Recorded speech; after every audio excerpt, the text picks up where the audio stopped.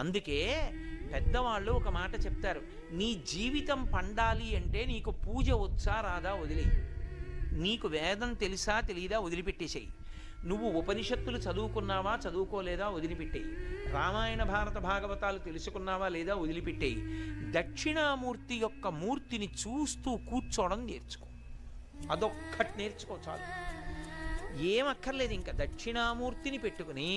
రోజు కాసేపు ఆయన్ని చూస్తే చాలు. మీకు నేను ఇంకా విచిత్రమైన విషయం చెప్పనా,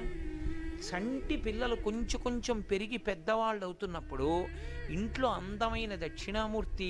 విగ్రహం ఉండి, విగ్రహం అంటే ఫోటో కనీసం ఉండి,